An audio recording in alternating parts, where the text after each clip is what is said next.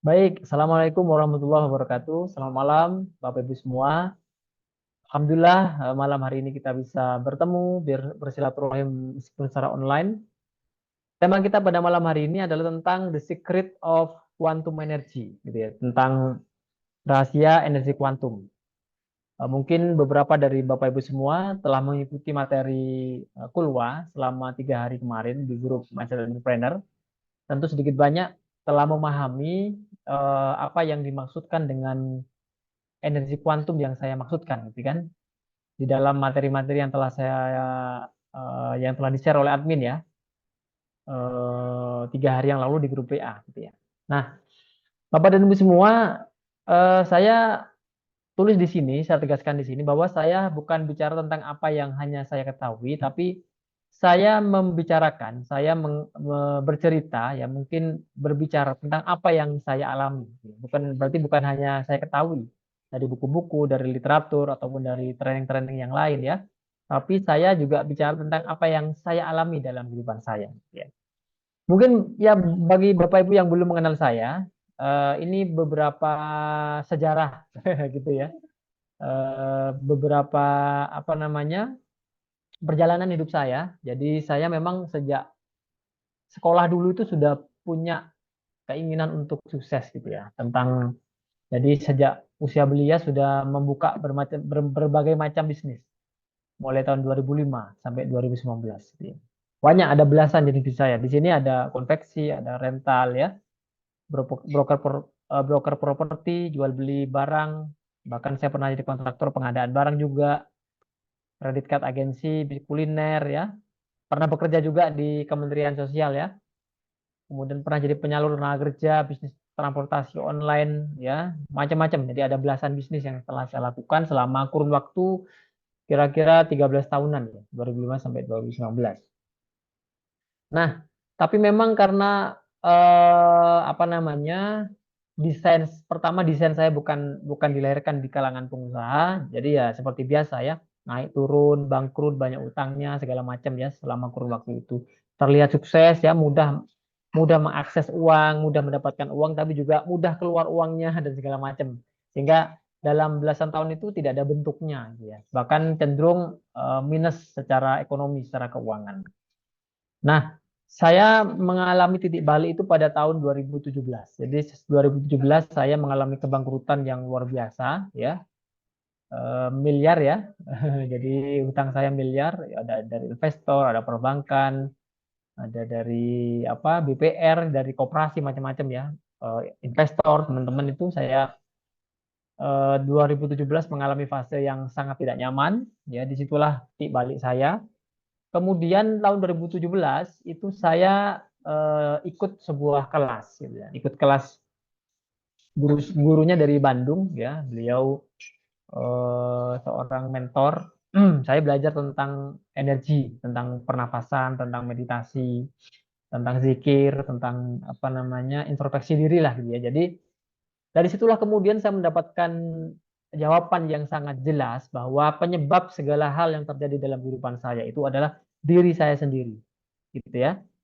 Kekurangan uang, ya, tidak profit, kemudian ditipu orang, ya, mobilnya digelapkan orang, ya, dicuri asetnya segala macam. Itu ternyata bukan kesalahan orang lain, tapi kesalahan saya sendiri, gitu kan. Sehingga guru saya itu mengatakan bahwa coba perbaiki energimu. Jadi untuk memperbaiki kehidupan itu kamu harus memperbaiki energi dalam dirimu sendiri, gitu. Jadi mulailah saya melakukan introspeksi, kemudian melakukan zikir, ya pernafasan, meditasi segala macam. Alhamdulillah ya, dalam kurun waktu 1-2 tahun, 2019 saya berhasil bangkit dan bisa menyelesaikan semua tanggungan hutang-hutang saya dalam kurun waktu 2 tahunan itu. Dan sampai sekarang Alhamdulillah bisa freedom. Ya, freedom itu dalam artian saya sudah tidak menjalankan bisnis-bisnis saya yang lama, gitu ya. Saya juga udah keluar, resign dari pekerjaan saya sebagai konsultan di Kemensos. Jadi sejak tahun 2019, akhir 2019 saya memutuskan untuk bekerja dari rumah, work from home, gitu ya. Pas kemudian setahun kemudian ada pandemi 2020, jadi pas. Jadi 2019 akhir saya memutuskan pensiun, ya, artinya tidak mengerjakan pekerjaan-pekerjaan saya yang lama, kemudian juga resign dari pekerjaan. 2020 ada pandemi sampai 2022. Jadi sehingga saya terbiasa waktu itu. Jadi yang lain mungkin lagi collab ya, ada pandemi, saya malah naik ya. Bisnisnya naik, income-nya naik, alhamdulillah. Nah, kemudian itu saya tuangkan dalam sebuah buku Bapak Ibu ya, namanya buku Kuantum Kemakmuran. Buku Kuantum Kemakmuran itu dicetak terbatas hanya 1000 eksemplar waktu itu. Habis ya untuk komunitas kami gitu kan, komunitas mindset entrepreneur. Nah, inilah kemudian beberapa cerita ataupun latar belakang yang telah saya alami dalam kurun waktu belasan tahun saya menjalankan berbagai macam bisnis, pekerjaan dan segala macam. Ini saya mau sharing dengan Bapak Ibu semua yang ada di sini. Ya, selain untuk nanti mendalami materi yang ada di kelas dasar selama 3 hari kemarin, ya tentang kuantum kemakmuran. Inilah kemudian yang tidak saya potret dulu ketika saya menjalankan berbagai macam bisnis. Jadi faktor sukses itu menurut John Maxwell itu ada faktor non teknis, ada faktor teknis Bapak Ibu. Nah, selama ini kebanyakan dari kita itu berkecimpung ya, atau fokus pada faktor teknis, yakni hanya pada pengetahuan dan skill. Ya, tentu di sekolah itu kan yang diajari kan bagaimana agar kamu harus pinter, kamu harus juara, kamu harus ranking, kan pengetahuannya yang ditekankan, ya. Kemudian skill, ya, kamu harus punya keahlian ini, punya keahlian itu, keahlian menjahit, keahlian apa segala macam skill, ya, mekanik segala macam skill. Ternyata kontribusi pengetahuan dan skill itu cuma 25% terhadap kesuksesan seorang. Nah, inilah yang saya alami ternyata Bapak Ibu. Jadi waktu itu kan memang kita dididik ya, dididik untuk berkompetisi. Kamu harus juara, kamu harus ranking 1, kamu adalah pemenang, segala macam. Kamu harus belajar dengan tekun, belajar dengan giat, ya. Ternyata pengetahuan itu kontribusinya terhadap kesuksesan seorang itu cuma 10%, ya. Dan skill kontribusinya 15%. Jadi kalau hanya mengandalkan skill dan pengetahuan, peluang untuk peluang untuk sukses, kans untuk sukses di dalam kehidupan, ya, dalam kehidupan karir, ya, rumah tangga, kemudian bisnis segala macam itu cuma 25%. Sedangkan ya, yang paling besar pengaruhnya terhadap kesuksesan seorang adalah pertama apa yang disebut dengan attitude, apa yang disebut dengan sikap mental. Itu pengaruhnya 50%. Apa itu sikap mental? Sikap mental ini terkait dengan keyakinan, ya, keyakinan sukses, tentang citra diri, ya, tentang bagaimana mengelola emosinya, ya, sikap mental. Sikap mental ini lebih kepada bagaimana hubungan dengan orang lain, relationship.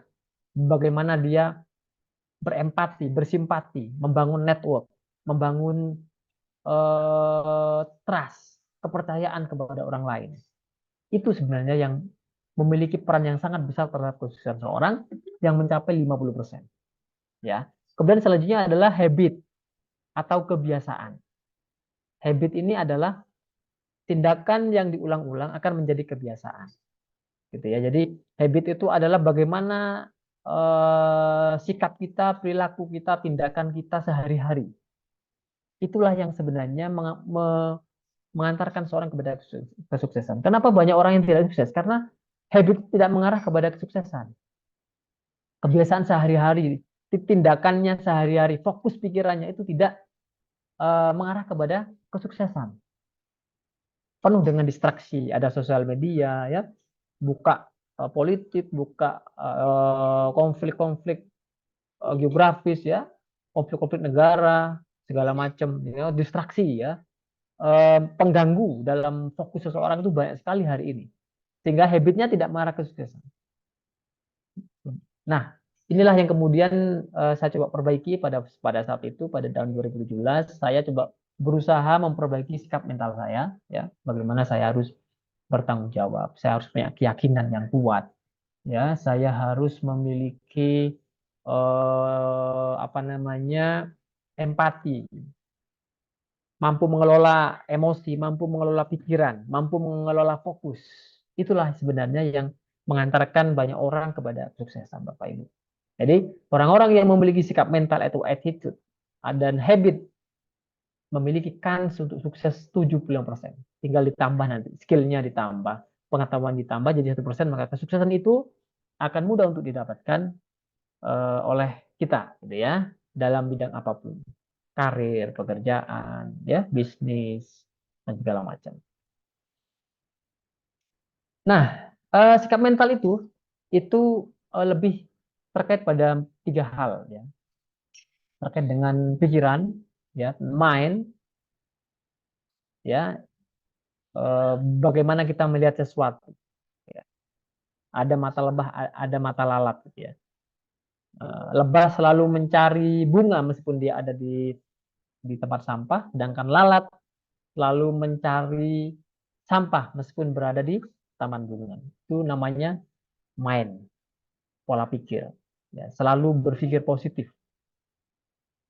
Orang-orang sukses itu memiliki husnuzon yang tinggi, positive thinking yang tinggi, selalu berbaik sangka. Ya, berbaik sangka kepada apapun, dia melihat dari sudut positifnya, bukan dari sudut negatif. Meskipun secara kasat mata terlihat negatif, katakanlah ditipu orang, dia tidak melihat, tidak menyalahkan orang lain, dia tidak menyalahkan stafnya, dia tidak menyalahkan situasi, tidak, gitu kan? Tapi dia mengambil hikmah dari apa yang telah terjadi. Dia selalu melihat dari sisi positifnya. Itu orang-orang sukses, Bapak Ibu. Ya, berbaik sangka, selalu berbaik sangka kepada apapun. Melihat dari sudut pandang yang lain, gitu kan? Mindfulness, ya, fokus, mindfulness. Pikirannya adalah ketika dia melakukan saat ini ya di sini, mindful, fokus. Dia bisa fokus, bisa bisa melakukan sesuatu saat itu juga, gitu kan. Kemudian juga dia memiliki positive feeling, perasaan. Ya. Jadi dia mampu mengelola perasaannya dengan baik, memiliki sikap bersyukur, ya, selalu melihat sesuatu dengan penuh rasa syukur, apapun yang terjadi, gitu kan. Kemudian ikhlas, selalu riang, gembira, bahagia, apapun situasinya dia mampu memanage perasaannya, ya, penuh dengan cinta kasih, kedamaian. Ini sikap mental yang diperlukan oleh kita agar bisa sukses dalam bidang apapun, Bapak Ibu. Kemudian positive spirit. Nah, ini ya, spiritualitas, ini ngomong pada spiritualitas. Ada namanya zona power. Nanti akan kita sampaikan.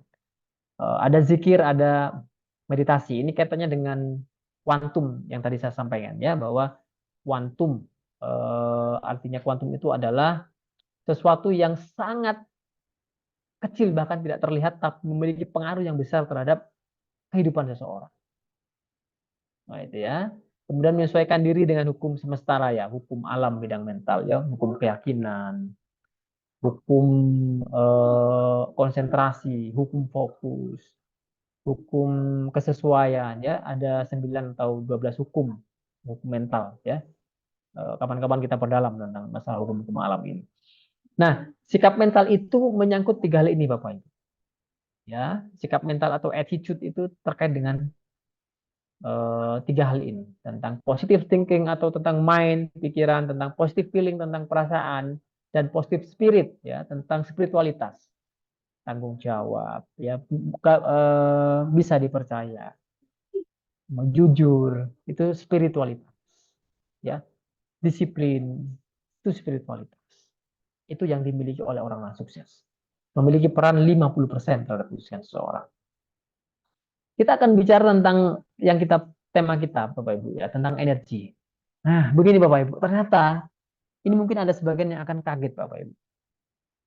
Ternyata kita, dunia, benda, semesta raya ini, menurut fisika kuantum, 99,999% adalah energi.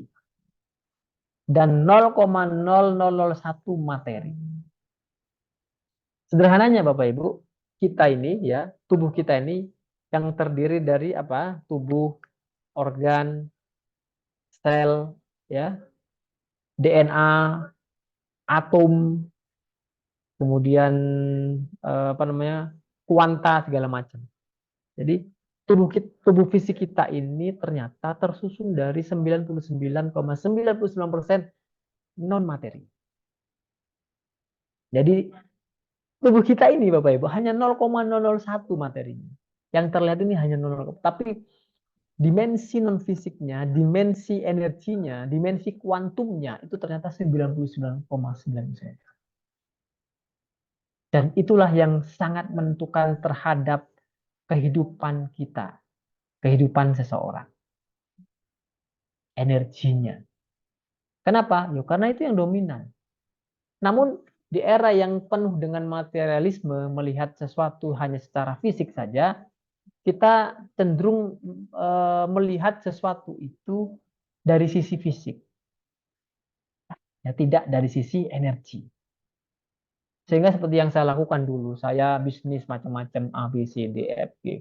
Saya lihat bisnis itu adalah uang, bisnis itu adalah materi, bisnis itu adalah jual beli transaksi. Ternyata lebih dari itu, Bapak Ibu. Kalau kita melihat hanya apapun aktivitas kita adalah aktivitas materi, maka ternyata faktor materi itu sangat-sangat kecil dibandingkan faktor non materi atau faktor energi dalam tubuh kita.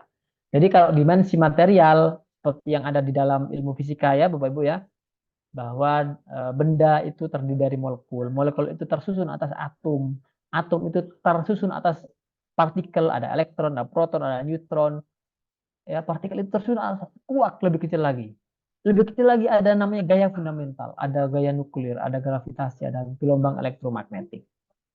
Dan ada lagi yang tidak tersentuh sama sekali oleh fisika, apa yang disebut dengan unified field atau medan kuantum. Nah, ini yang kita bahas Bapak Ibu, tentang medan kuantum. Medan kuantum, ternyata tubuh kita ini 99,9% adalah medan kuantum. Jadi ibaratnya kalau kita ngomong tubuh kita ini adalah lapangan bola, ya, lapangan bola itu ya, maka kita letakkan kelereng di tengah-tengahnya, maka kelereng itu adalah materi. Sedangkan lapangan bolanya itu adalah non materi. Jadi manusia, benda, alam semesta itu sifatnya seperti itu. Yang materi itu hanya 0,1%, sedangkan energi itu apa namanya berjumlah 99,9%. Maka apa yang kira-kira akan kita lakukan untuk merubah kehidupan, merubah realitas, merubah masa depan? Apa yang kita rubah kira-kira? Strategi kah? Teknik kah? Bukan. Yang harus kita rubah pertama kali adalah energi dalam diri kita. Karena ketika energi itu berubah, maka semuanya akan berubah. Perubahan terdahsyat pada seseorang, pada apapun di dunia ini, itu dimulai dari perubahan energi dalam dirinya. Dan Allah, Tuhan Yang Maha Esa, telah membekali kita, ya, untuk masuk ke medan energi itu. Dengan apa? Dengan pikiran kita, dengan feel, dengan perasaan kita. Ya, ada conscious mind, ada pikiran sadar, ada subconscious mind, ada pikiran bawah sadar, ya. Ada ada ada gelombang theta, gelombang alfa, gelombang beta, gelombang gamma segala macam dalam pikiran kita. Jadi melalui pikiran, melalui perasaan dan melalui spiritualitas kita, kita dapat mengakses medan kuantum di dalam diri kita. Nah, nanti kita akan belajar bagaimana cara mengakses medan kuantum itu, gitu ya. Bagaimana kita mengakses itu. Jadi dalam diri manusia, dalam benda dan alam semesta ini ada hal yang tampak, ada hal yang tidak tampak.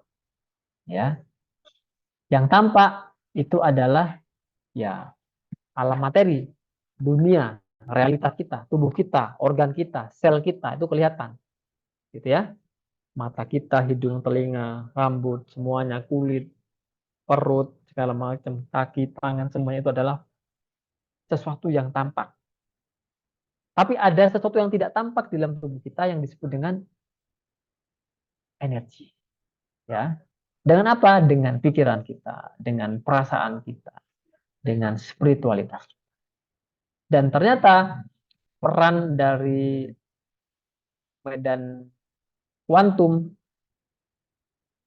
dari sesuatu yang tidak tampak sangatlah besar terhadap perubahan-perubahan yang akan kita alami di masa-masa yang akan datang. Ini ya, kita lihat gambar ini ada Einstein ini ya. Ada Einstein ini yang ada Einstein, ada siapa lagi nih? Nah, saya tidak begitu paham ya fisika. Hanya yang Einstein pun mengakui bahwa ada yang namanya fisika kuantum. Jadi sesuatu yang sudah tidak bisa lagi diukur oleh fisika Newton, maka disebut dengan fisika kuantum.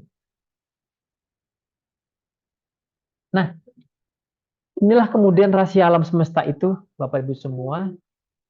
Nikola Tesla, salah satu ilmuwan abad 19 ya, mengatakan bahwa if you wish to understand the universe, think of energy, frequency, and vibration. Gitu. Jadi, ketika kamu ingin memahami alam semesta, maka berpikirlah tentang energi, frekuensi, dan vibrasi. Itulah kunci dari alam semesta. Itulah kunci dari medan kuantum. Itulah kunci dari energi dalam kehidupan kita. Jadi semua benda termasuk manusia itu memiliki energi yang bergetar dalam frekuensi tertentu, Bapak Ibu. Gitu ya. Manusia ya menggetarkan sesuatu itu dengan apa? Dengan pikirannya, dengan otaknya. Jadi Allah sudah memberikan alat-alat yang lengkap, super lengkap. Ya, bahwa fi ahsani takwim ya, bahwa manusia itu diciptakan dalam apa namanya ciptaan yang paling sempurna, sudah dibekali dengan alat-alat untuk mengakses semesta ini, untuk mengakses medan kuantum, ya, untuk masuk ke dalam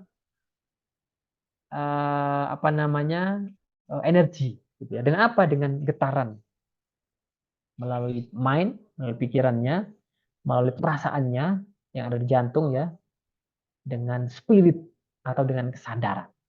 Jadi tiga hal inilah yang menjadi bekal kita untuk mengakses medan kuantum, untuk merubah energi dalam diri kita sesuai dengan proyeksi yang kita inginkan.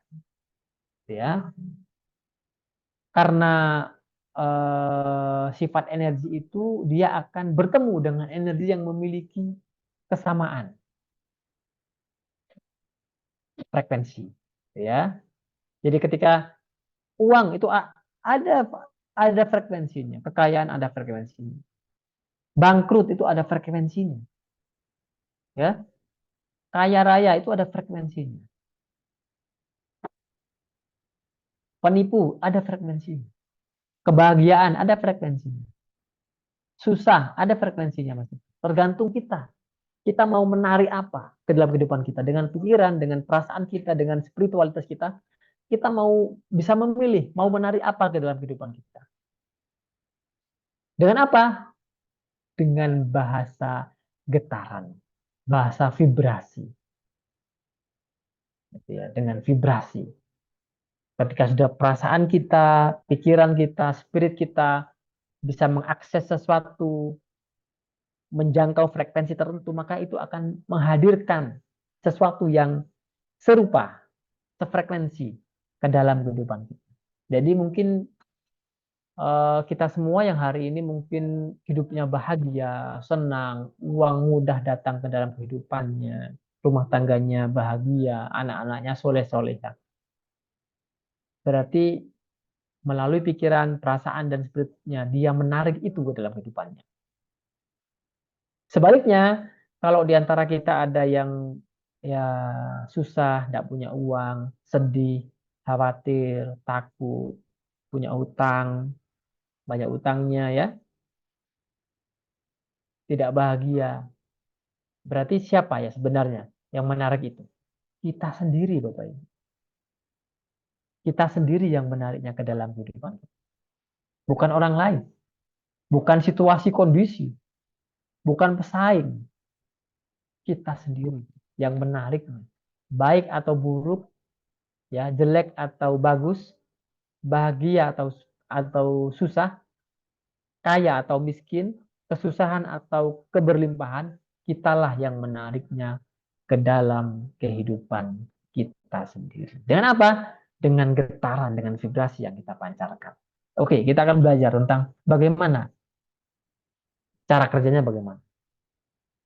Jadi energi manusia itu memancarkan vibrasi melalui level kesadaran. Jadi energi kita ya itu memancarkan getaran, vibrasi melalui level kesadaran. Jadi kita melihat di sini ya, kita melihat di sini ada tulisan dari David R. Hawkins ya tentang force and power, bahwa level kesadaran itu terdiri dari dua hal. Ada zona force, ada zona power. Ada zona bahagia, ada zona susah. Ada zona kaya, ada zona miskin. Gitu ya. Ada zona takwa, ada zona kufur. Gitu ya kalau dalam agama ya. Jadi dalam kehidupan ini energi kita itu bergetar dalam kesadaran ini Bapak Ibu.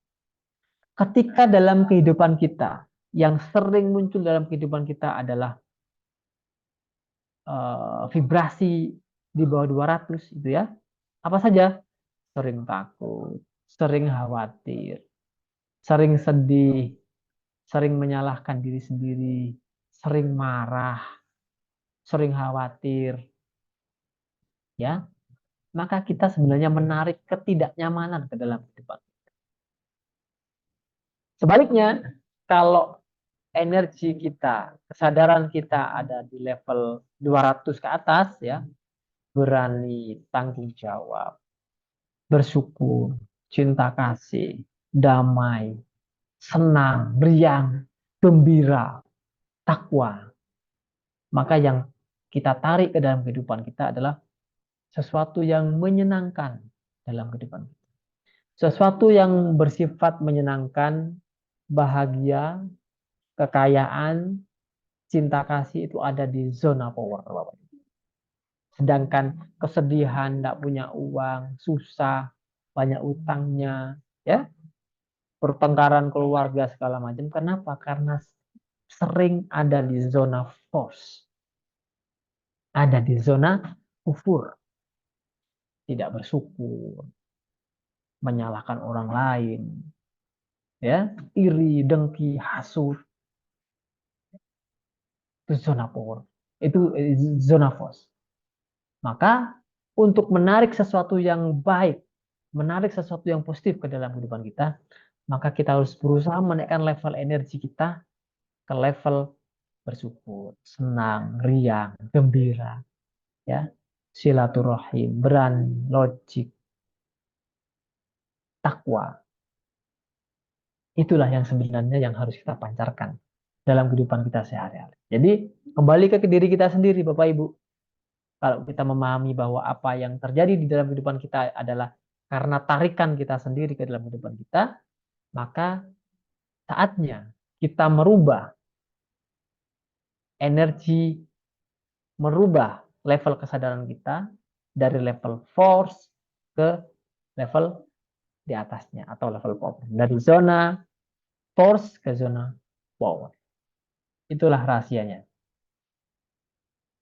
Seseorang yang memiliki kehidupan berbeda. Kenapa satu orang hidupnya susah? Kenapa satu orang hidupnya bahagia? Karena energi yang dia pancarkan.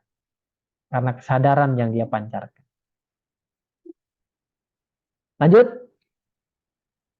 Coba saya cek dulu ini ada chat apa ini?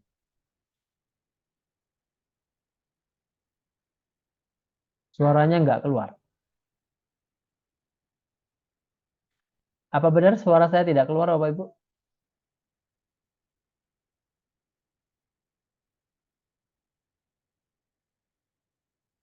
Suara jelas ya? Oke. Oke. Kita mungkin Pak siapa ini yang belum jelas itu mungkin coba diklik mic-nya Pak, mic di pojok kiri bawah ya. Pak IO. Pak Eko Beng ya. Silakan diklik gambar mic-nya Pak. Lanjut. Oke. Nah,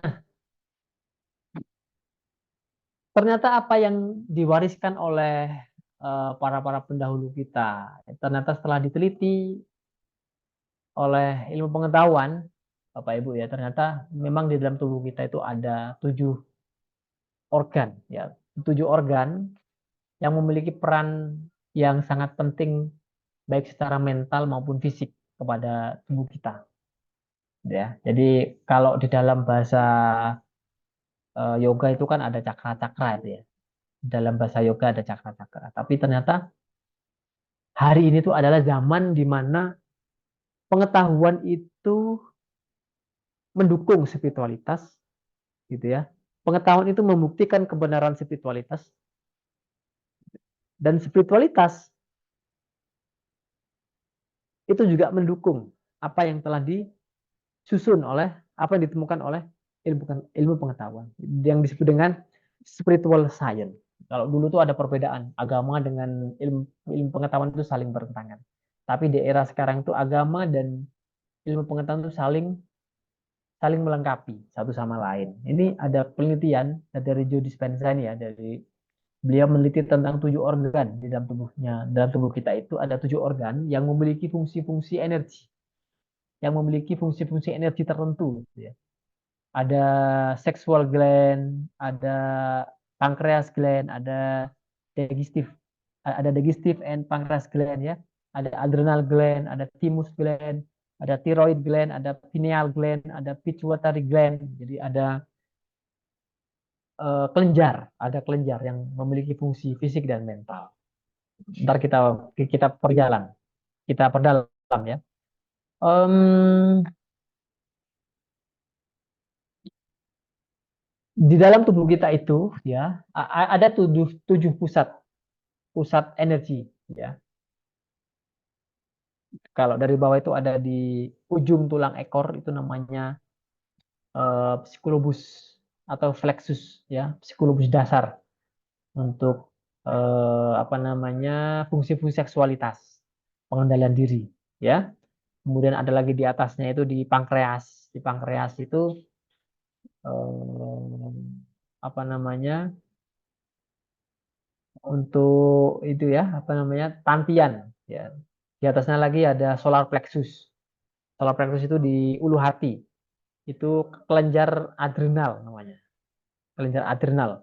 Ada lagi titik energi di hati, timus gland, ada kelenjar timus namanya. Ada lagi di tenggorokan, ya, ada thyroid gland atau psikolobus tenggorokan, ya. Ada lagi di sini ada namanya ajna. Ini kelenjar pineal, kelenjar yang bisa mengakses medan kuantum itu di sini, di antara mata ini. Ya, spiritualitas, gitu ya.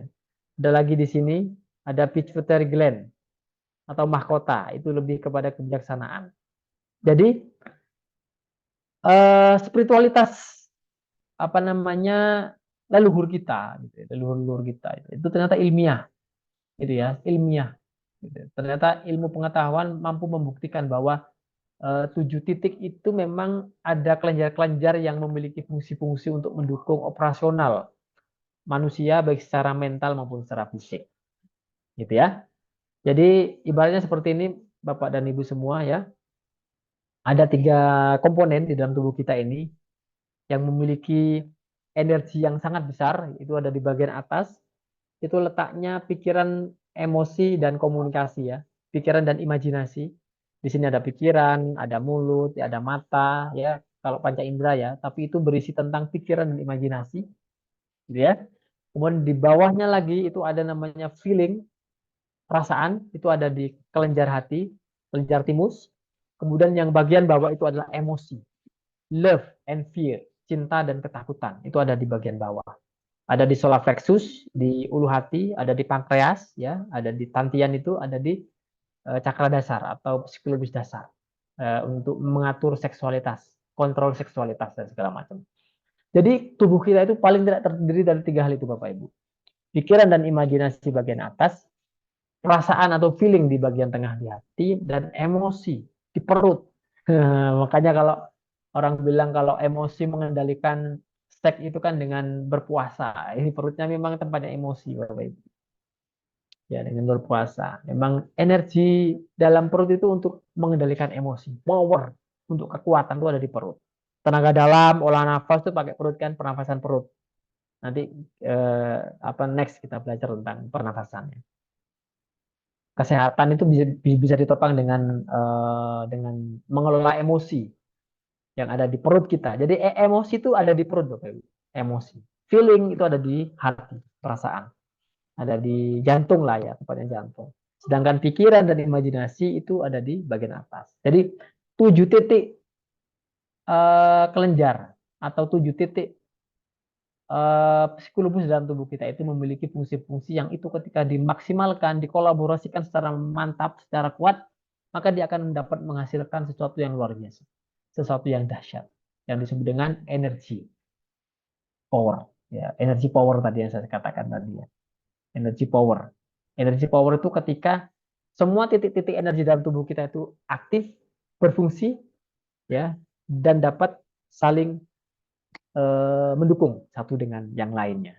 Nanti kita akan praktek. Mungkin Bapak dan Ibu yang mau praktek mengaktifkan titik-titik, mengaktifkan psikolobus di dalam diri kita, nanti ada prakteknya Bapak Ibu. Dan tahukah kita bahwa eh, pertemuan antara pikiran, ya, emosi, kemudian bertemu di perasaan, itulah yang disebut dengan keyakinan yang sesungguhnya. Saya ulangi lagi, pertemuan antara pikiran dan imajinasi ditambah dengan emosi, maka akan lahir sebuah keyakinan yang dahsyat di dalam hati kita. Jadi gini, kalau kita mengimajinasikan sesuatu, kalau sekedar mengimajinasikan saja, itu masih belum cukup. Tapi perlu apa namanya? Perlu seolah-olah sudah memilikinya. Contoh, kita ingin memiliki mobil. Kita berimajinasi kita memiliki mobil. Itu kurang kuat kalau sekedar membayangkan. Tapi ketika kita masukkan emosi kita, kita merasa bahwa kita sudah punya mobil, itulah keyakinan yang akan kuat dan akan lebih mudah menjadi kenyataan. Nah, ini jadi kekuatan contoh-contoh menyeimbangkan energi dalam tubuh kita itu yang dapat kita gunakan untuk berbagai macam kepentingan. Untuk kesehatan, untuk hubungan baik, dengan rekan, dengan keluarga, ya, untuk melatih apa namanya rasa syukur, melatih kesabaran, melatih pengendalian diri itu juga bisa, gitu ya. Untuk menarik sesuatu yang kita inginkan ke dalam kehidupan kita, kita bisa dengan menyetel frekuensinya. Jadi ketika kita bisa mengendalikan energi itu, kita dapat menyetel frekuensi mana yang akan kita kita inginkan. Ingin kemakmuran, kita bisa setel energi dalam tubuh kita untuk menarik kemakmuran ke dalam kehidupan kita. Ingin kebahagiaan, kita tinggal setel frekuensi energi yang ada dalam tubuh kita untuk mengakses kebahagiaan. Ingin jodoh, ingin anak, yang sudah menikah belum punya anak, ingin sehat, yang sakit, kepengen kepengen sehat, itu ada frekuensinya. Sehat itu ada frekuensinya, Bapak Ibu. Sakit juga ada frekuensinya. Maka dengan energi yang ada dalam tubuh kita, kita bisa mengakses apapun yang ada dalam kehidupan ini. Jadi Allah, Tuhan sudah menyediakan alat agar kita menjadi khalifah, menjadi pemimpin di muka bumi ini dengan memberikan potensi-potensi yang ada dalam tubuh kita ini. Itu ya, yang tidak dimiliki oleh makhluk lain selain manusia. Oke. Nah, ini Bapak Ibu yang saya lakukan tahun 2017 sampai tahun 2018 ya. Kemudian kehidupan saya berubah secara drastis ya. Eh, secara mental, secara keuangan ya, secara ya hubungan dengan apa vertikal, hubungan dengan Allah ya, dengan Tuhan yang Maha Esa itu berubahnya alhamdulillah setelah saya melakukan praktek energi, memperbaiki energi dalam diri kita. Istilah meditasi hanya istilah saja Bapak Ibu, bisa disebut dengan zikir energi, meditasi energi ya, Itu hanya istilah saja. Intinya kita berusaha memperbaiki energi dalam diri kita. Kita berusaha untuk mengaktifkan titik-titik energi dalam tubuh kita sehingga kita bisa mengendalikannya, bisa mengendalikan, bisa menyetelnya dalam frekuensi tertentu.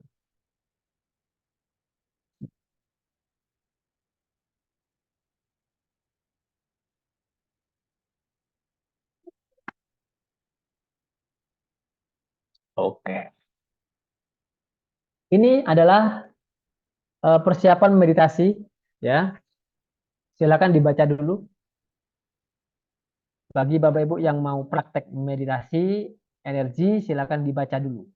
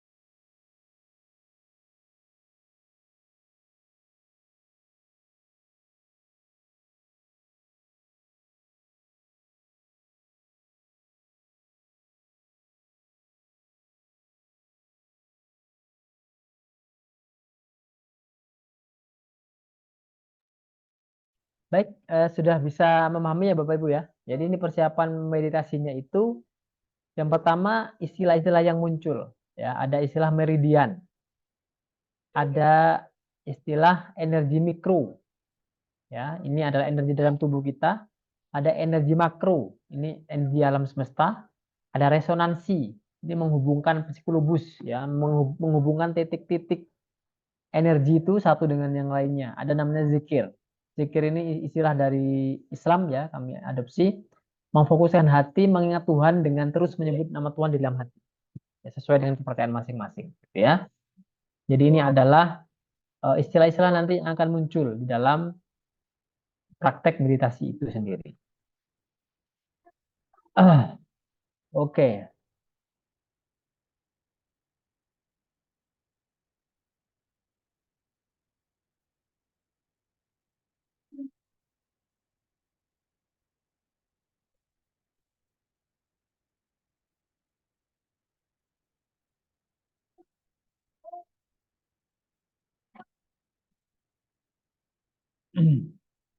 Baik,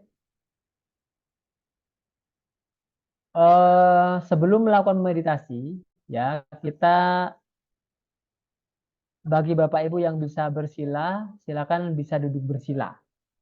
Bagi yang bisa bersila, apa yang bisa duduk santai, boleh duduk santai. Jadi posisinya seperti ini, Bapak Ibu. Oke, jadi posisinya gini, rileks ya dengan memejamkan mata, ya.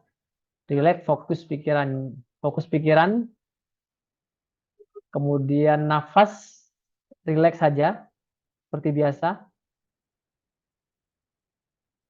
Tarik, hembuskan gitu, rileks saja. Jadi tinggal merasakan tarikan nafas, hembusan nafas, ya. Posisinya begitu, seperti itu. Boleh bersila gitu ya. Jadi kalau mau bersila seperti ini ya.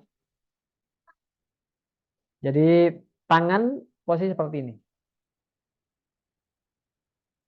ya. Telunjuk bertemu dengan ibu jari. Letakkan di dengkul kita. Begini ya, posisinya begini, tubuh tegak, rileks, pandangan ke depan sambil memejamkan mata. Posisi terbaik seperti itu Bapak Ibu sampai selesai ya, biar bisa fokus. Oke? Silakan yang mau ikut meditasi bisa melakukan seperti yang saya contohkan. Nanti akan ada audio, tinggal ikuti audio yang nanti akan kita berikan ya. Ikuti aja petunjuknya ya. Lakukan apa yang diinstruksikan di dalam audio itu nanti ya. Fokus saja di situ. Oke, sudah siap Bapak Ibu ya? Baik.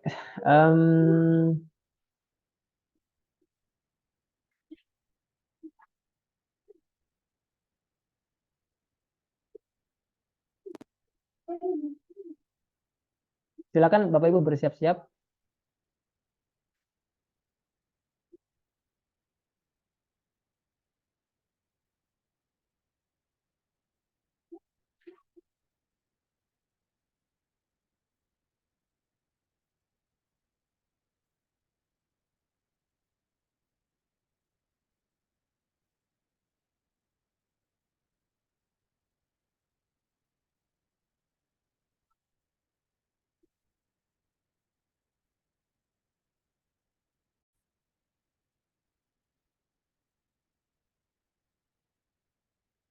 Posisi bersila, rileks.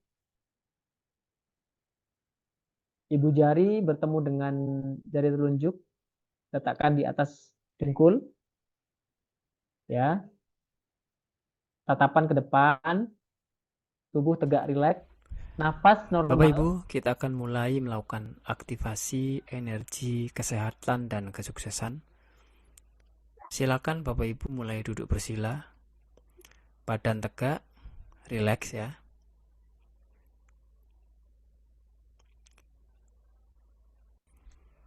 Sekarang pejamkan mata, tarik nafas, hembuskan. Setiap tarikan nafas adalah taubat. Bagi yang muslim ucapkan istighfar, dan bagi non muslim ucapkan maafkan aku ya Tuhan. Setiap hembusan nafas adalah rasa syukur. Bagi muslim ucapkan dalam hati alhamdulillah, dan bagi non muslim ucapkan terima kasih ya Tuhan. Ayo tarik nafas kembali. Hembuskan. Tarik nafas. Hembuskan. Tarik nafas. Hembuskan. Niatkan, tekadkan, fokuskan pikiran hanya pada Tuhan semesta alam. Rasakan meridian terdalam bagian dari tubuh kita membentang ke atas sejauh-jauhnya, ke bawah sejauh-jauhnya. Dan setiap mengaktifkan psikolobus berarti kita memfokuskan nafas, memfokuskan energi dan zikir, mengingat Tuhan di pangkal psikolobus di meridian terdalam.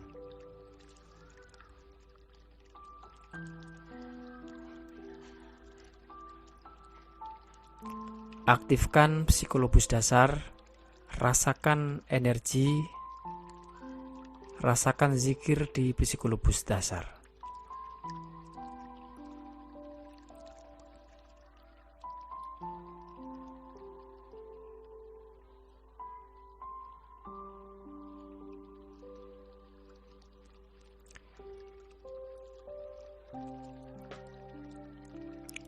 Aktifkan psikolobus tantian, rasakan energi, rasakan zikir di psikolobus tantian.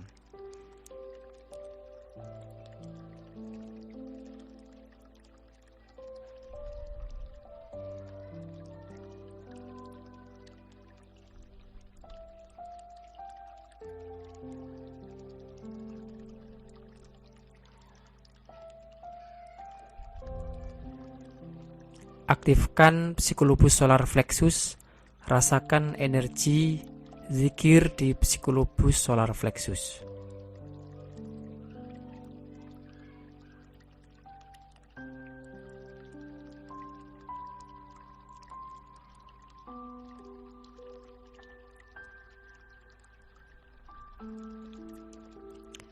Aktifkan psikolobus jantung, rasakan energi, rasakan zikir di psikolobus jantung.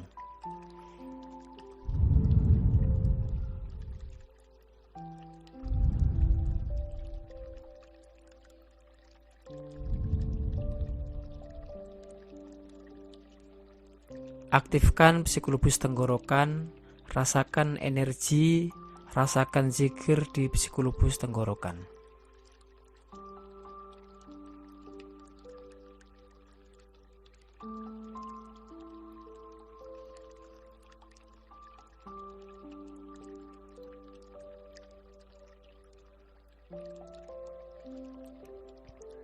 Aktifkan psikolobus ajna, rasakan energi, rasakan zikir di psikolobus ajna.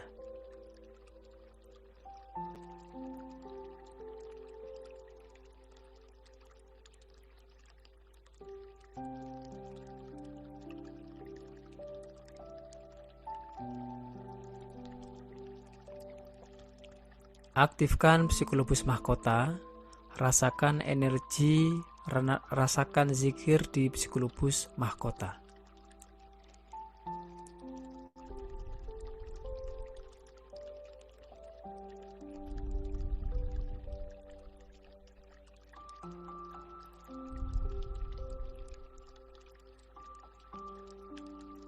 Sekarang lidah dilipat ke langit-langit atas sampai tembus ke ubun-ubun.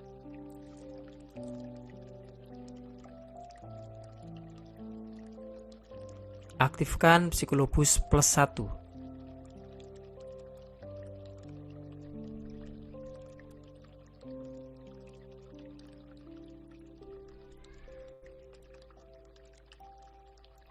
Aktifkan psikolobus +2.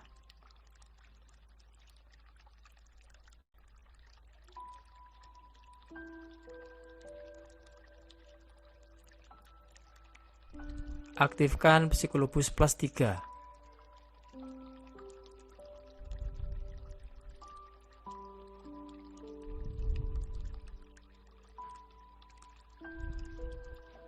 Aktifkan psikolobus +4.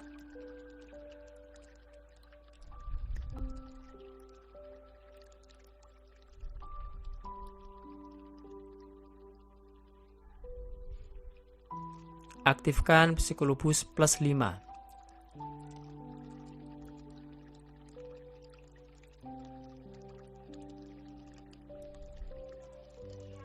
Aktifkan Psikolobus plus 6.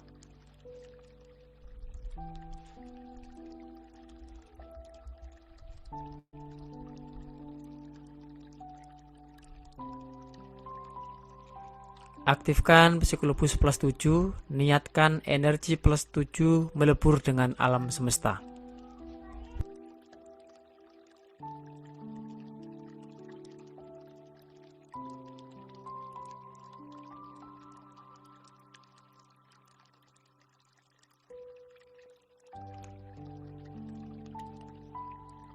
Lidah masih dilipat. Sekarang aktifkan Psikolobus min 1.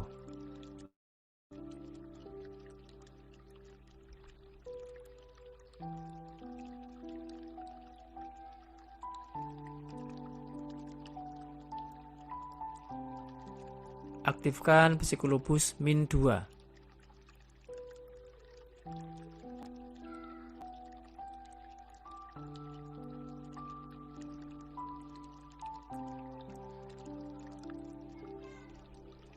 Aktifkan Psikolobus min 3.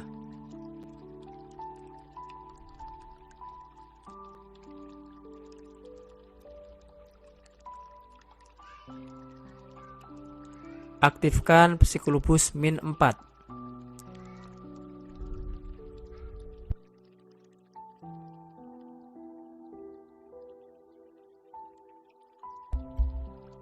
Aktifkan Psikolobus min 5.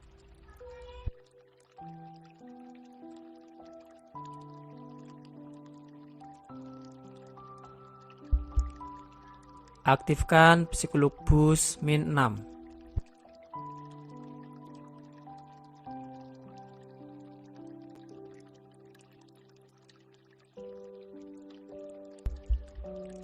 Aktifkan Psikolobus min 7. Niatkan energi min 7 melebur dengan alam semesta. Sekarang lidah kembali ke posisi normal. Sekarang pertahankan keadaan seimbang di Psikolobus jantung. Resonansikan zikir bersama-sama.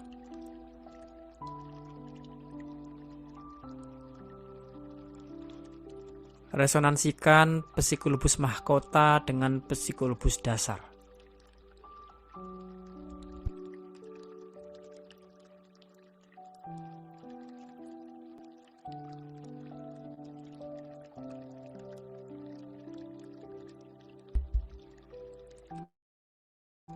Resonansikan Psikolobus ajena dengan Psikolobus tantian.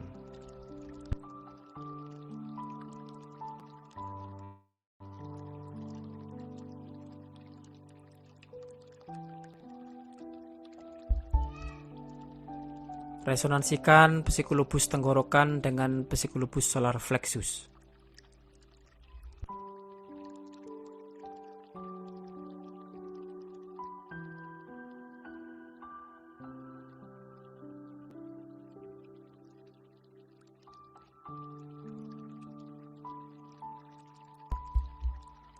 Resonansikan Psikolobus jantung dengan Psikolobus plus 1.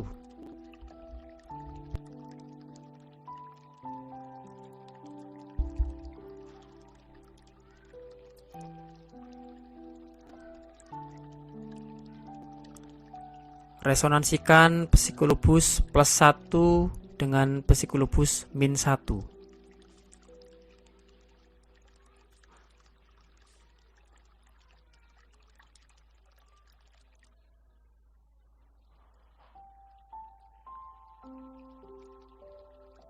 Resonansikan Psikolobus plus 2 dengan Psikolobus min 2.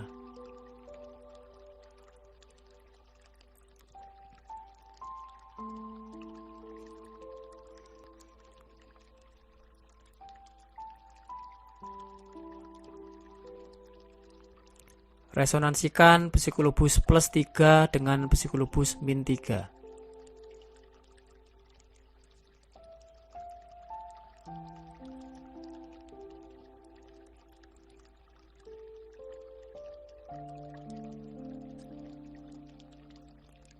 Resonansikan psikolobus plus 4 dengan psikolobus min 4.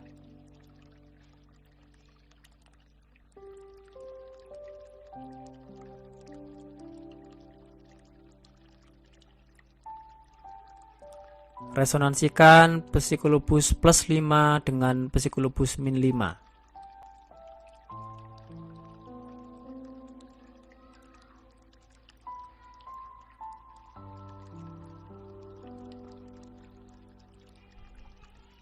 Resonansikan psikolobus plus 6 dengan psikolobus min 6.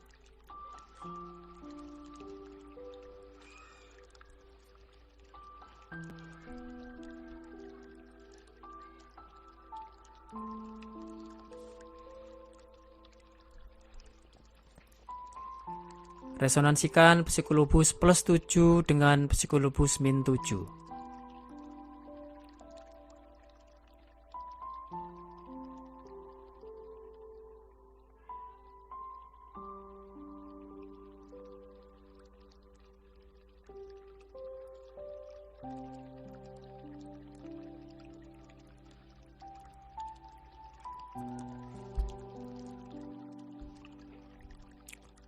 Sekarang resonansikan semua psikolobus dengan psikolobus jantung. Rasakan semua energi mengalir dari semua psikolobus menuju psikolobus jantung.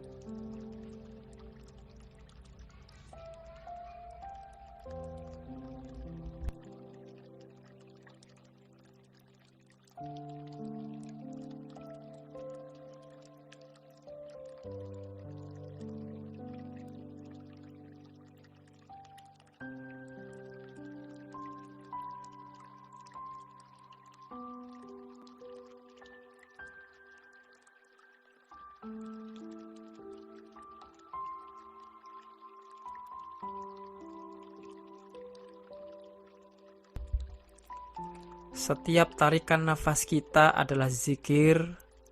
Setiap hembusan nafas kita adalah zikir.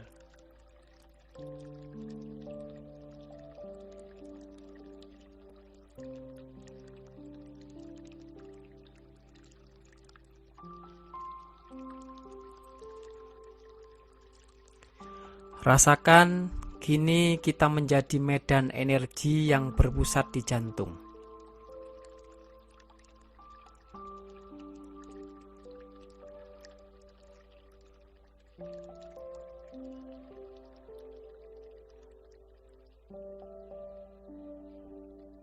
Anda kini menjadi medan energi yang berpusat di jantung.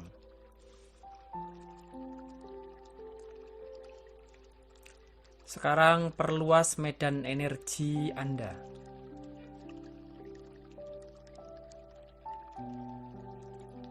Lebih luas dari rumah Anda. Lebih luas dari desa Anda.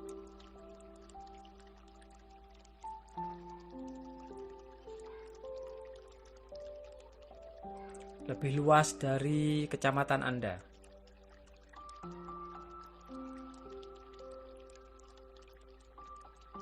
Lebih luas dari kabupaten Anda.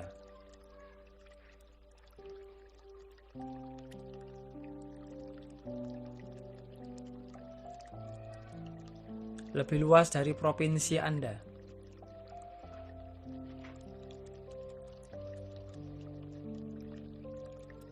Lebih luas dari Indonesia.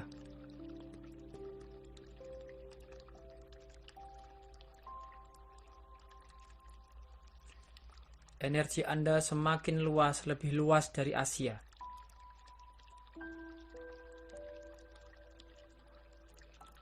Lebih luas dari dunia.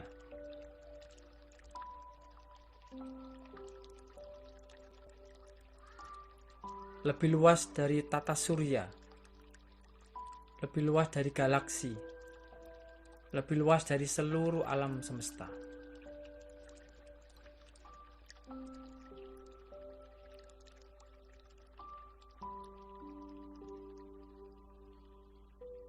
Rasakan energi mikro di dalam jantung Anda kini terhubung dengan energi makro di alam semesta. Pertahankan kestabilan energi mikro ke makro, makro ke mikro.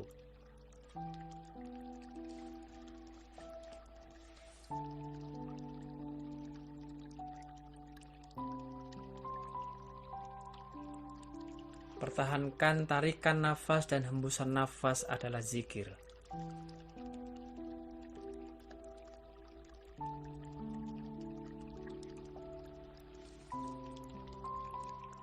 Lakukan zikir di psikolobus jantung sampai titik terkecil.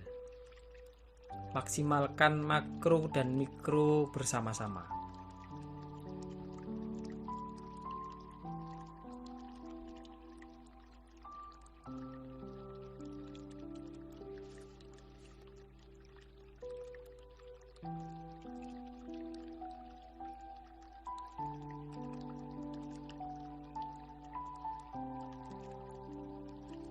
Rasakan energi kita sekarang telah terhubung dengan seluruh alam semesta.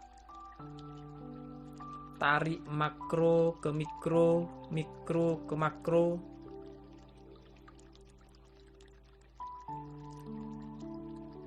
Tarik makro ke mikro ke psikolobus jantung. Ujung makro adalah mikro, ujung mikro adalah makro. Jadikan satu kesatuan. Rasakan kita menjadi partikel kuantum di pangkal psikolobus jantung pusat alam semesta.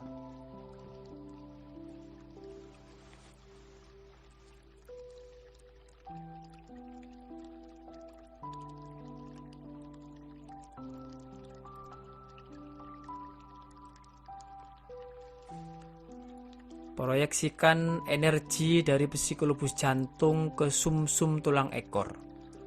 Rasakan energi, rasakan zikir bergerak dari sumsum tulang ekor melalui sumsum tulang belakang sampai ke ubun-ubun.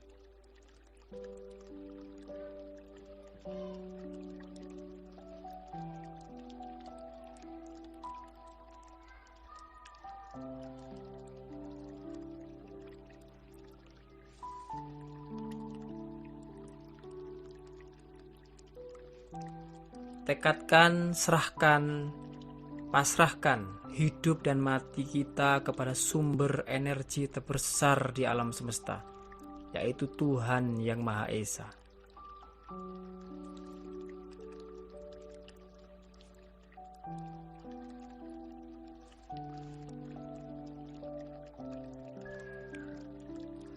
Sekarang resonansikan psikolobus jantung dengan psikolobus mahkota. Pindahkan pusat alam semesta dari psikolobus jantung ke psikolobus mahkota.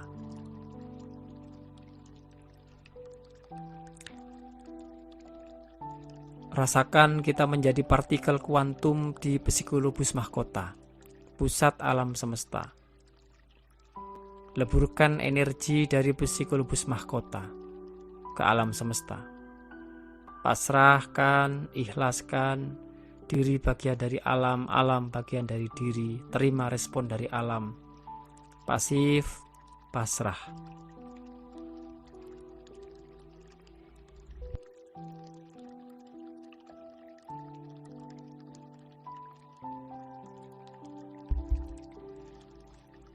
Doakan, jeritkan di dalam hati, Tuhan Maha Dekat, Tuhan Maha Pengasih, Tuhan Maha Penyayang, Tuhan Maha Segala-galanya.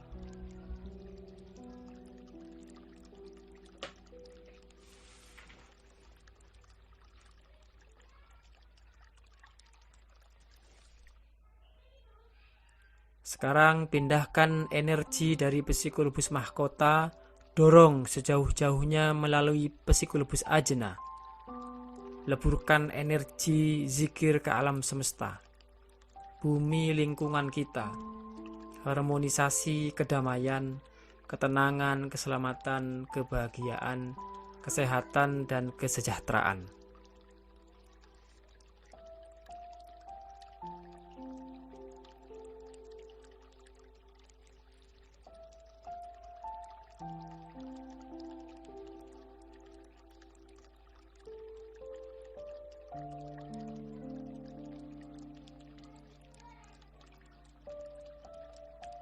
Cukup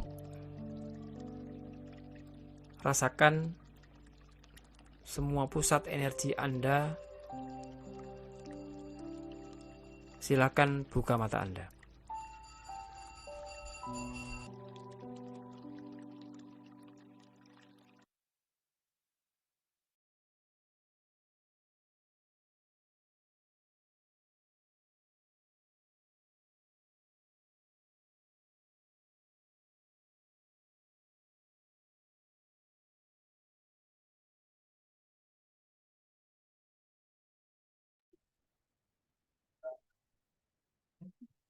Baik. Oke.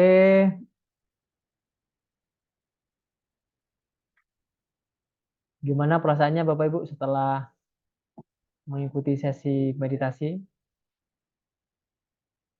Mungkin bagi yang baru, yang belum pernah ikut kelas saya sebelumnya, silakan barangkali mau ada bertanya atau mau menyampaikan sesuatu, saya buka chatnya ya. Eh,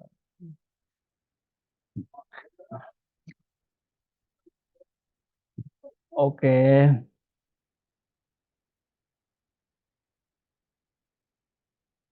baik.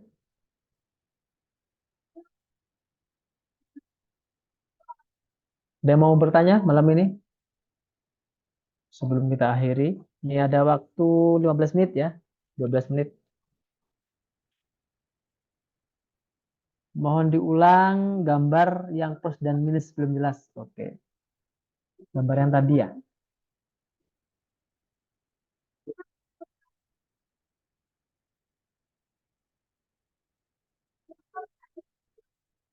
Jadi yang dimaksudkan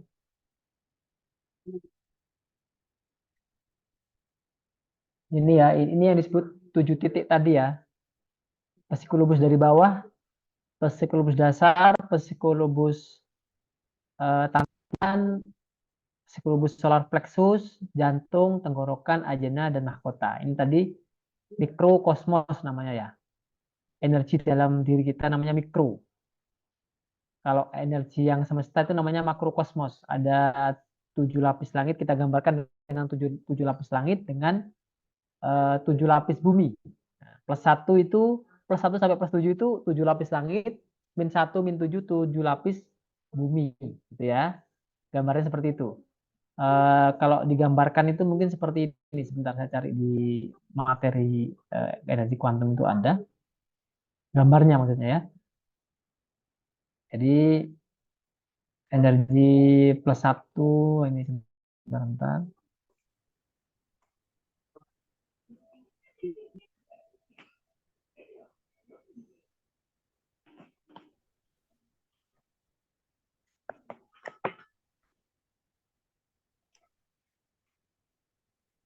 Tanya Pak Hadi.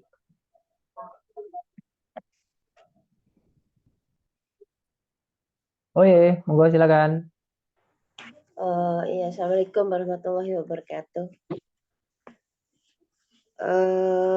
Sebaiknya Waalaikumsalam warahmatullahi wabarakatuh. sebaiknya kita itu harus dilakukan berapa kali ya, Pak Hadi ya? Soalnya saya Untuk sering. awal bisa sehari sekali, Bu. Oh ya gitu. Oh sering, ya bisa. Misalkan saya dulu setiap sholat ya, habis zikir itu saya biasanya dulu. Iya, Nah, iya kalau saya. sekarang ya saya cukup sekali gitu ya, atau sehari sekali cukup. Boleh kalau mau 5 kali sehari juga boleh, Bu. Oh gitu. Ya itu apa ya Pak pengaruhnya di Bentar ya. dalam dalam diri kita itu?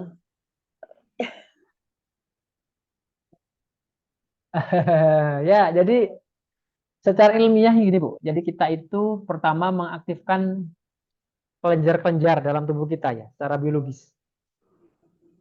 Nah, kelenjar-kelenjar itu punya fungsi mental dan fungsi fisik. Misalkan kelenjar dasar itu ya di seksual kita itu kita bisa lebih bisa mengendalikan seksualitas kita gitu kan, kesehatan organ reproduksi kita gitu kan. Kemudian agak ke atas itu di Tantian sama solar plexus kita bisa, kalau kita bisa mengaktifkan itu, menyeimbangkan energinya, kita bisa lebih bisa mengendalikan diri, tidak gampang marah gitu kan. Kemudian di mengaktifkan kelenjar timus yang ada di jantung ini untuk agar sabar, lebih sabar, empati, ya, simpati kepada orang, baik, ya. Kemudian bisa mengendalikan emosi, ya, mengendalikan perasaan kita, itu kan. Kemudian kelenjar di atasnya tenggorok. Jadi setiap tiap titik itu memiliki fungsi masing-masing, Bu. Gitu ya. Setiap titik-titik itu memiliki fungsinya masing-masing. Nah, teknik ini adalah teknik untuk menghack, gitu ya, untuk mengaktifkan kelenjar-kelenjar dalam tubuh kita itu agar bisa seimbang, bisa berfungsi dengan baik, gitu kan. Eh, Termasuk yang di ajna ini, di antara ini ya, di antara alis atau di antara mata kita ini terkenal dengan kelenjar pineal, itu untuk mengakses berimajinasi, ya kan. Kemudian em, masuk ke gelombang kuantum itu dengan kelenjar pineal ini, kelenjar pineal. Jadi setiap anu punya punya peran, Bu, punya fungsi ya, dan ketika kita bisa mengaktifkan itu, kita bisa menyeimbangkan itu, maka energi kita itu akan stabil, akan naik. Ketika sudah bisa mengendalikan diri, maka tentu tujuannya agar kita memiliki vibrasi yang tinggi, punya getaran yang bagus, ada di zona power, gitu kan. Senang, riang, gembira, ya, bersyukur, optimis, nah, seperti itu, Bu. Itu salah salah satu tujuannya adalah agar kita bisa mengendalikan energi dalam diri kita ada di level power. Itu. Ini tadi ya yang bertanya tentang ini ya, chat tadi yang ngechat saya tentang bagaimana, ya sebentar Bang. Nah ini, jadi gambarnya muncul ya di sini ya. Jadi ini ibaratnya ini adalah energi mikro itu ada di tubuh kita, ya.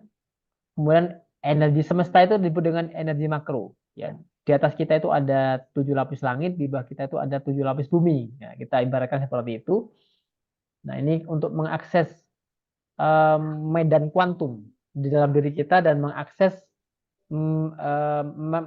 mengakses energi makro, mengakses energi semesta. Gini ya. Jadi gambarnya seperti ini. Plus minus ya. Kalau plus itu ke atas, kepala ke atas. Kalau minus berarti kaki ke bawah. -1 sampai -7 itu kita membayangkan ada 7 lapis bumi, gitu kan. Kalau +1 sampai +7 kita membayangkan ada 7 lapis langit. Jelas ya? Yang pertanyaan tadi Ya, siapa tadi yang bertanya? Umarwati Pak. Oke ya, Umarwati, Pak. siap siap. Oke. Ini oke. Ini saya saya akan membaca dulu, mungkin ada yang ngechat nih ya. Gambarnya nggak muncul. Oh, oh ya, muncul kok tadi. Ini mau diulang gambar yang close dan min ya, ini tadi ya gambarnya ya. Ya, seperti ini, bayangannya seperti itu. Kemudian Ibu Marwati sudah jawab tadi ya. Boleh setiap hari Bu, boleh, bagus malah. Gambarnya nggak muncul, sudah muncul kok ini. Bagaimana ini dari Pak Khomzah Bangkalan? Bagaimana jika Ibu Khomzah ya? Bagaimana jika dalam melaksanakan meditasi tiba-tiba ada rasa gatal? Apakah boleh digaruk? Boleh, boleh, boleh. Jadi itu harus digaruk itu. Karena kalau tidak digaruk malah akan menghilangkan fokus itu kan. Kapan waktu dari Ibu Siti Bayani? Kapan waktu terbaik dilakukan, Pak Aldi? Sebelum tidur atau setelah tidur? Ya. Sebelum subuh bagus atau setelah subuh juga bagus bagi yang muslim ya.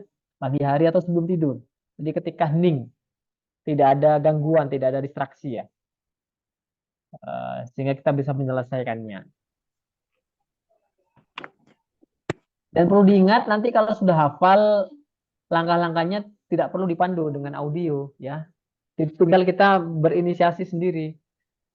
Ya tinggal aktifkan psikologis dasar, aktifkan psikologis tantian terus ke atas sampai ke mahkota. Jadi tanpa audio lebih cepat malah. Jadi kalau udah terbiasa nanti lebih cepat. Kalau pakai audio kan sekitar 20 menit ya. Kalau tanpa audio kita sudah hafal mungkin 5-10 menit udah selesai. Pak Frahman, ada materi Pak karena saya lambat gabung, jadi kurang paham tadi terkait meditasinya. Oh iya Pak, ada di grup Pak nanti ya, ada di grup, ada di kelas dasar Pak.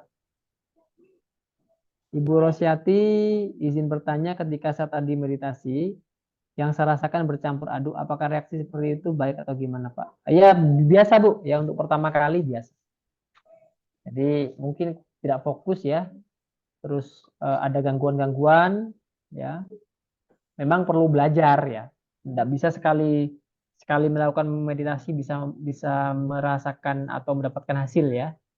Diulang terus. Intinya kita melatih imajinasi kita, melatih fokus kita, melatih energi kita, gitu ya. Latihan energi. Bapak Laude Pumpu, karena mungkin masih baru pengetahuannya belum menyatu, makanya masih agak bingung. Oke Pak, tidak masalah Pak. Jadi kita siap belajar ya bersama-sama ya. Oke, yang lain Ibu Sumi. Kok saya belum bisa merasakan ada getaran dalam badan waktu medi. Apakah itu berarti saya belum berhasil? Ya diulang-ulang Bu. Berhasil tidak berhasil itu bukan karena ada getaran atau tidak ada getaran. Ya. Jadi keberhasilan meditasi energi itu lebih kepada ketika kita mampu menaikkan level energi kita dari zona force ke zona power. Jadi kalau nanti kita sudah sering melakukan itu, jadi tujuan daripada meditasi ini bukan untuk hal-hal yang bersifat mistis, tidak ya. Tujuannya adalah untuk memperbaiki level energi kita, untuk mengaktifkan pusat-pusat energi dalam tubuh kita, dan tentu untuk mendekatkan diri kepada Allah ya, kepada Tuhan yang Maha Esa, gitu ya, introspeksi diri. Ibu Sri Novita masih bingung karena ini hal yang sangat baru bagi saya. Iya Bu, kita sambil jalan sambil belajar ya di grup ya Bu ya. Ibu di Tribuna terima kasih udah jawab Pak. Oke, untuk buku Kuantum Kemakmuran. Bukunya sudah tidak cetak lagi Bu. Nanti kita update ya kalau bukunya udah dicetak ya. Kemarin kita cetak cuma 1.000, habis itu udah.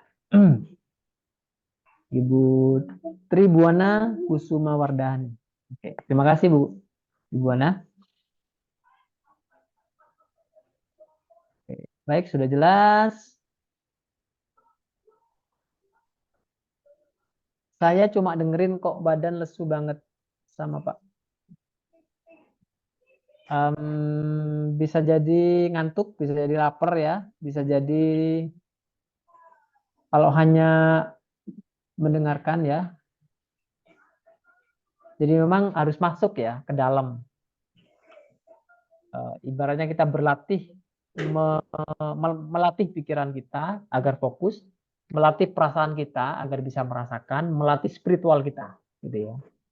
Jadi salah satu tujuannya adalah itu tadi, medan kuantum yang ada dalam diri kita itu adalah pikiran, perasaan, dan spiritualitas.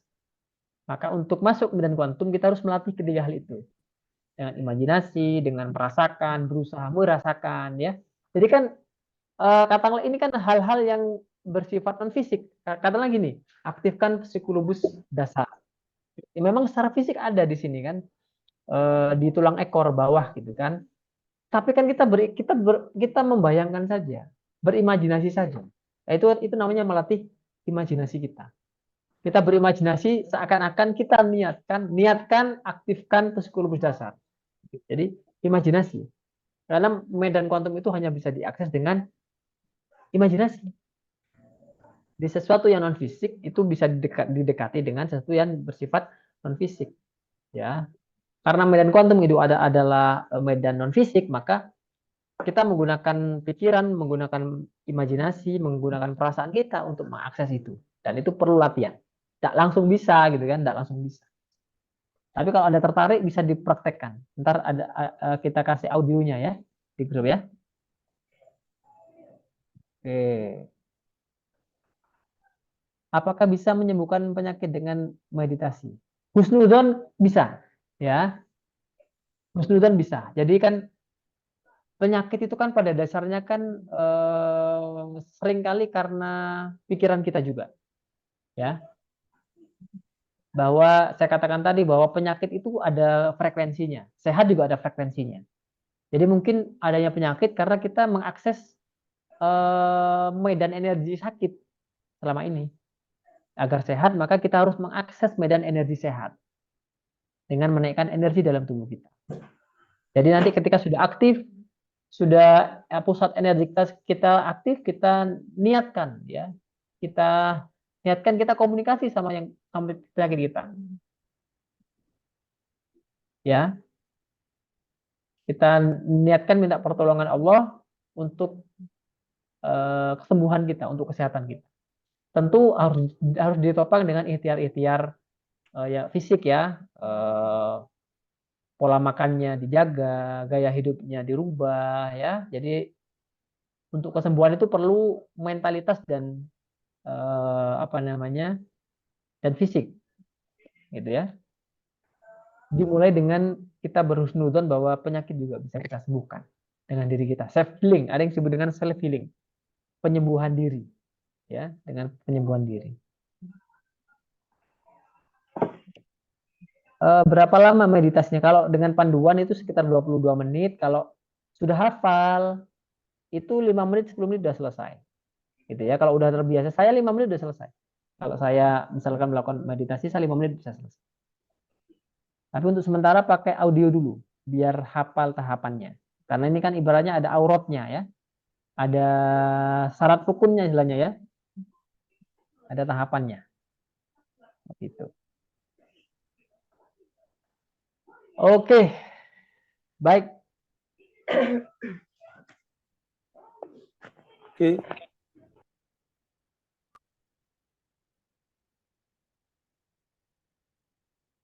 Ada lagi mungkin yang mau bertanya? Ya, sedikit. Silakan Bapak. Pak Laude. Oke, ya. Assalamualaikum warahmatullahi wabarakatuh.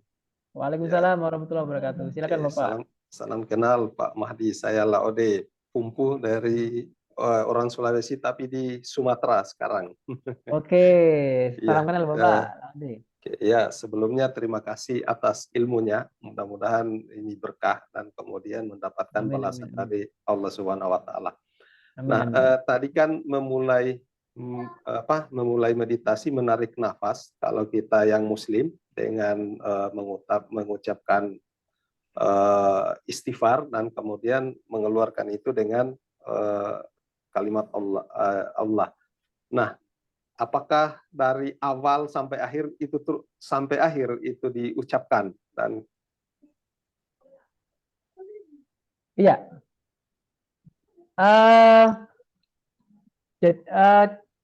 Jadi untuk yang zikir ya, untuk tarik nafas, hembuskan nafas itu kita niatkan untuk zikir gitu Pak. Iya. Jadi selama kita melakukan meditasi ya, ketika kita bisa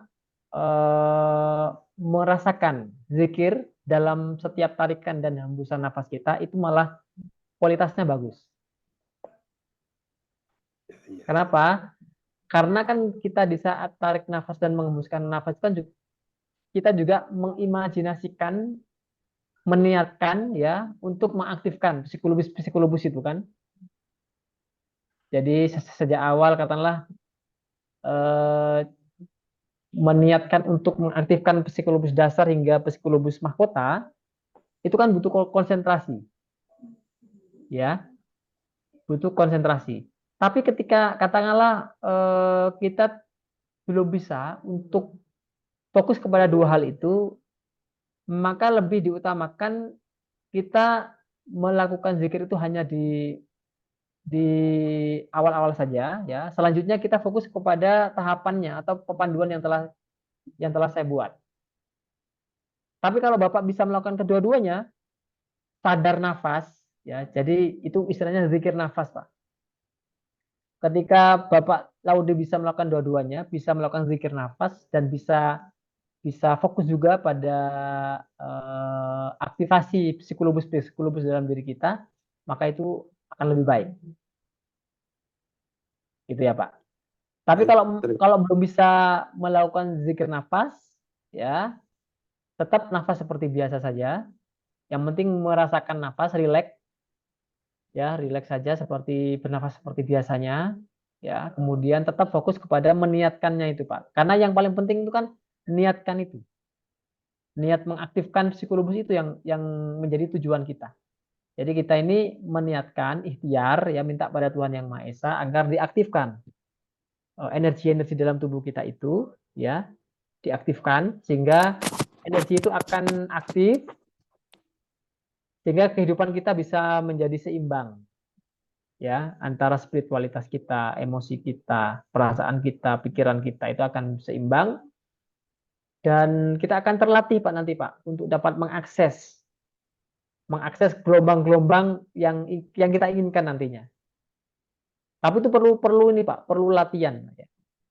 Tidak bisa sekali, 2 kali, 3 kali, 10 kali bisa menyetel frekuensi apa namanya vibrasi kita.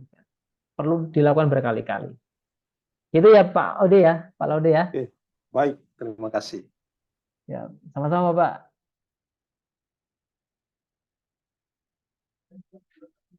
Silakan yang lain sebelum kita tutup ya. Assalamualaikum Pak Adi. Waalaikumsalam. Ini saya dari Ibu Apriana. Mau bertanya sedikit.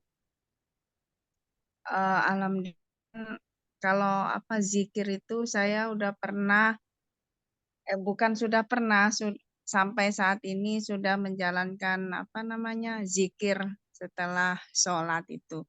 Jadi saya perhatikan itu hampir mirip kayak ada 7 latifah dalam tubuh ini, jadi zikirnya pakai zikir nafas Allah, Allah, Allah gitu. Cuma agak ada sedikit tapi ada garis merahnya itu hampir kita zikirnya untuk mengingat Allah dan hasilnya itu bisa menenangkan hati kalau kita pas lagi khusyuknya. Kadang itu ini bisa naik turun ya Pak ya. Kalau saat kita melakukan zikir itu, kadang kalau lagi konsentrasi, kita bisa mencapai merasakan hati itu tenang. Terus pikiran itu kita bisa naik ke atas gitu iman kita. Cuma kadang kalau di saat kita kadang itu ya nggak bisa konsentrasi itu. Jujur, saya sudah ada berapa tahun ya Pak? 3 tahun lebih sudah ikut zikir hati itu. Cuma ya itu kadang belum belum stabil. Benar kata Pak Hadi itu kan perlu latihan. Saya sudah termasuk agak udah tahunan melakukan itu, kadang saya sendiri merasakan kadang di saat kita zikir itu kadang saat-saat yang kita nggak bisa melakukan dengan penuh konsentrasi. Tapi kalau di saat kita merasakan itu dasar benar itu Pak Hadi, merasakan kenyamanan, ada perasaan apapun yang kita itu udah nerima aja, udah hatinya tenang. Apa yang terjadi dalam kehidupan kita itu kayak kita itu tuh udah semua pasrahkan sama yang di atas begitu. Jadi saya ini alhamdulillah bersyukur ketemu dengan grup Pak Adi ini, begitu banyak ilmu yang didapat. Mudah-mudahan barokah, bermanfaat untuk semuanya. Dan saya selalu mengikuti kalau ada Zoom, ada ilmu-ilmu yang Pak Hadi sampaikan, insya Allah saya mengikuti. Dan mudah-mudahan nanti ke depannya bisa lebih baik lagi kehidupan saya, begitu Pak Hadi. Tolong diberikan masukan untuk kita tetap support dalam hati kita, bisa ajak gitu, bisa istiqomah. Jadi nggak bisa hatinya nggak naik turun gitu loh. Bisa stabil aja gitu loh, gimana Pak Hadi? Itu saja. Ya. Wassalamualaikum warahmatullahi wabarakatuh. Waalaikumsalam warahmatullahi wabarakatuh. Jadi memang manusiawi Bu ya, naik turun itu manusiawi karena kolbu itu kan artinya kan bolak-balik ya. Al-qalb, hati itu kan bolak-balik artinya. Jadi yang paling penting adalah kita sadar dengan naik turunnya itu, dan kita sadar bahwa ketika kita turun maka kita harus segera naik lagi ke frekuensi yang lebih baik, ke kesadaran yang lebih baik. Ya, itulah manusia, itu sangat wajar sekali. Jadi perlunya kita melakukan zikir, meditasi kuantum seperti ini sebenarnya adalah pengendalian diri yang baik ya, pengendalian diri yang baik. Kemudian kita tidak terlena ketika kita sedang turun. Jadi kan katakanlah sederhana lah ya, siapapun itu katakanlah sedang di PHK, sedang punya masalah, sedang ada masalah dengan keluarga, dengan masalah keuangan, dengan masalah macam-macam masalah kehidupan yang membuat kita itu tertrigger untuk turun gitu ya. Kok gini, ngersulo ya. Kemudian katakanlah sedih, khawatir, takut itu biasa dalam kehidupan. Tapi kalau kita sudah memiliki satu satu istiqomah ya, satu latihan zikir ya, maka kita akan mudah untuk pindah lagi ya. Oh, saya nggak boleh seperti ini. Jadi ada kesadaran itu, Bu. Oh iya, betul itu Jadi Pak Hadi. tidak kemudian kita larut di dalam kesusahan, larut di dalam kesedihan, ya, larut di dalam ketakutan, gitu kan. Bahwa melihat sesuatu itu kemudian, ya, oh ya, oke, ya hidup memang seperti ini. Kita naik lagi, kita gembira kembali, bahagia kembali, berusaha untuk bersyukur, ya, melihat sesuatu dari hal yang positif, gitu kan. Jadi memang sangat manusiawi Bu ya. Saya tekankan lagi, sangat manusiawi, naik turun itu memang biasa. Yang paling penting adalah segera naik lagi ke level yang kesadaran yang lebih tinggi lagi. Itu Bu yang paling penting. Dan meditasi energi ini tujuannya memang agar kita punya kesadaran itu. Tidak larut dalam kesedihan, tidak larut dalam ketakutan, kekhawatiran dan segala macam.